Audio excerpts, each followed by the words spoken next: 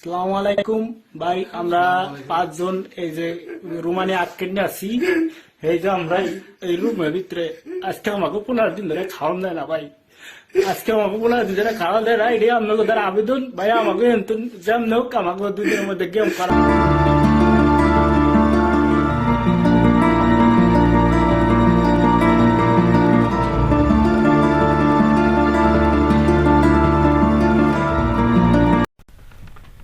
আসসালামু আলাইকুম প্রিয় প্রবাসী ভাইরা, আজকে আমরা আলোচনা করব রোমানিয়ায় যেতে ইচ্ছুক যে সকল প্রবাসী ভাইরা আছেন। আপনারা নিশ্চয়ই রোমানিয়া যেতে নিজেদের মধ্যে যাচাই বাছাই করে নেবেন এবং যে এজেন্সির মাধ্যমে আপনারা যাবেন সে এজেন্সির মাধ্যমে আপনারা সঠিক তথ্যগুলো জেনে জমা দেবেন। যদি সঠিক তথ্য এবং সঠিক সিদ্ধান্ত না নিয়ে আপনারা না যান, তাহলে আপনারা বিভিন্ন ধরনের বিপদে পড়তে পারেন, এমনকি নানান ধরনের বিপদও হতে পারে। এর জন্য আপনারা টাকা পয়সার লেনদেন সহ আরও যাবতীয় যা কিছু রয়েছে সব কিছু আপনারা জেনে বুঝে দেখে শুনে তারপরে আপনারা সামনের দিকে এগোবেন। আজকে আমরা জানব রোমানে বন্দি 5 যুবকের আর্তনাদে কাছে মাদারীপুর। রোমানিয়ায় দালাল চক্রের হাতে বন্দি 5 বাংলাদেশি যুবকের আর্তনাদের ভিডিও সম্প্রতি ফেসবুকে ভাইরাল হয়েছে। নির্যাতনের ভিডিও পাঠিয়ে আটক যুবকদের পরিবারের কাছে দাবি করা হচ্ছে লাখ লাখ টাকা। এতে এলাকাবাসীর মধ্যে শোকের ছায়া নেমে এসেছে। সন্তানের মুক্তিসহ দোষীদের বিচারের দাবি করছেন স্বজনরা।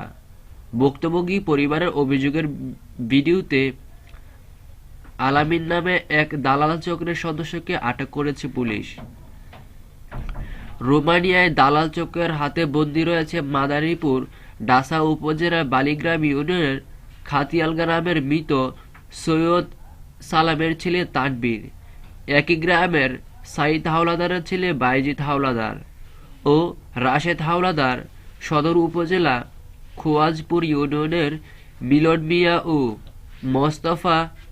মোস্তফাপুর ইউনিয়নের সিকিনওয়ালা হাট গ্রামের মোয়াজ্জেম হোসেন হাওলাদার। আটক পরিবারের অভিযোগ সূত্রে জানা যায়, মাদারীপুর সদর উপজেলায় হাজির হাওলা গ্রামের জাফর ব্যাপারী ছেলে আল আমিন ও তার স্ত্রী রিনা বেগম, রাস্তি এলাকার শামীম আকন ও তার স্ত্রী মোসাম্মদ সুমি বেগম, সিরাজ আকন ও তার স্ত্রী রানু বেগম তাদের আত্মীয়স্বজনের মাধ্যমে ইতালি পৌঁছে দেওয়ার কথা বলে ভুক্তভোগী 5 জনের পরিবারের কাছ থেকে 3 আগস্ট 8 লাখ টাকা করে নিয়েছেন। 1 মাসের মধ্যে ইতালিতে পৌঁছে দেওয়ার কথা থাকলেও তাদের ইতালি না পাঠিয়ে রোমানিয়া আটকে রাখে। বর্তমানে 5 যুবককে 15 দিন ধরে রোমানিয়ার কোনো এক স্থানে আটকে রেখে গত সপ্তাহে 10 লাখ টাকা করে দাবি করেছে আসছে দালাল চক্ররা।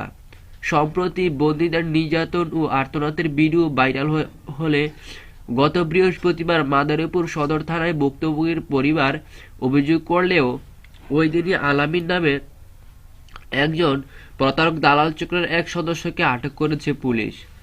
রোমানিয়ার বন্দী থাকা তানবীরের ভাই মোহাম্মদ সৈয়দ সেলিম জানান, রোমানিয়া থেকে ইটালি পাঠানোর জন্য গ্রিসে অবস্থানরত শাহিনের সঙ্গে চুক্তি করে বাগ্নে আল আমিন ও তার স্ত্রী সুমি সবাইকে উপস্থিত রেখে আমরা 5 পরিবার তাদের 8 লাখ টাকা করে দেই, কিন্তু তারা আমার ভাইসহ অন্যদের ইতালি না নিয়ে রোমানিয়ার কোনো এক জায়গায় আটকে রেখে মুক্তিপণ দাবি করেছে।